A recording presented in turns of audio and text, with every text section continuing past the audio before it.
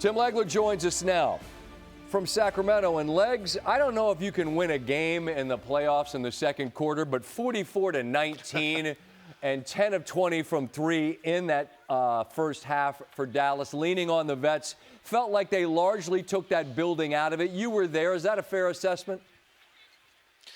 Very fair, Scott. They turned off the electricity in this building, and there was a run by the Kings at the end of the first quarter where this place really was starting to erupt.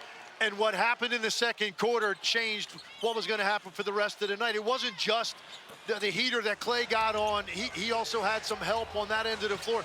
But really it was defensively what Dallas did to Sacramento during that quarter. 10 turnovers forced, and these weren't unforced. This was Dallas with their length and their speed and their physicality around the rim. They just absolutely suffocated Sacramento in that quarter, set the tone there. That led to their success on the other end of the floor. So no, it's not an over-exaggeration to say that this game was the second quarter and Dallas dominated on both ends. You know, in talking to Clay, Legs, this team's got championship DNA through a lot of guys. They made a finals run. We all understand who they traded. But in Clay and AD, you've got guys who've done it, right? You got a coach who's done it. And they've also been just decimated by injury, yes, but the group that's played together, at some point they figure out, all right, this is who we got. Do they have enough to go to Memphis and not just compete, but potentially win that game? What's your assessment of that? Well, yeah, based on what I saw tonight, I mean, defensively, that's what it's going to take against a team like Memphis. It's going to be a little bit of a different challenge for them than what they saw tonight. I mean, Sacramento is not a team that plays with a ton of pace, and it was important in this game against Dallas with the two bigs to do it. You can't just change your identity overnight, even though you make it a priority. Memphis does play with a lot of pace. They're going to get up the floor earlier against the double big lineup, so it's a different type of challenge. But what I saw tonight out of Dallas defensively and the commitment that they had, how sharp they were with their communication, and how intent they were. They came here to do business, and they want a spot in the big dance. They want a spot in the playoffs. I think, yes, what I saw tonight means they could go on the road and win a game, but it certainly won't be easy against a very good Memphis team. Dallas, super impressive tonight, though.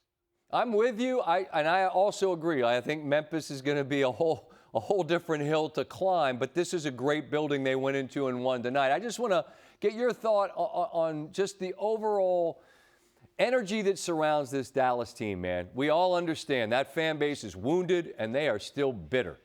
But this group, like, what matters is the group, and I think the effort we saw from the group says, look, we get it. Y'all are pissed off, but we're trying to play here.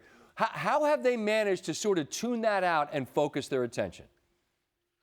Yeah, well, look, I think we're all surprised that we're even in this situation because once Kyrie Irving went down and Anthony Davis was hurt at the time, I think everybody fully expected to see Anthony Davis next year and just get a fresh start, hit a reset over the summer, figure out what roster adjustments they want to make, and proceed with this guy that you acquired in giving up Luka Doncic.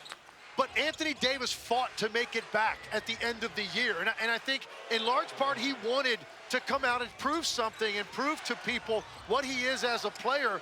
And he's more than gotten his feet wet now. I thought tonight he looked good. He was aggressive. He didn't shoot the ball particularly well, but it looked like the dominant Anthony Davis on both ends that we know he can be. And so now you look at them a little bit differently than you did a few weeks ago, getting this guy back and how confident they look tonight. You mentioned Klay Thompson and AD. You know, Scott, they've got a few other guys on this roster that went to the finals a year ago. So they're used to deep playoff runs, some of the guys on this roster, and playing under bright lights. They're not going to be fazed by what they see on Friday night. I mean, who knows how that game ultimately goes? But I think it was a big statement by Anthony Davis making it back to this point to at least give Dallas a chance to extend their season. No, we understand that Luka's in L.A. and Kyrie's injured, but a lot of those guys that played significant glue, important minutes, they got finals. They got a taste of the finals, and I'm sure they don't want to go out after just one win. Legs, appreciate the time. I look forward to visiting down the road throughout the playoffs, my friend. For sure, Scott. Good talking to you.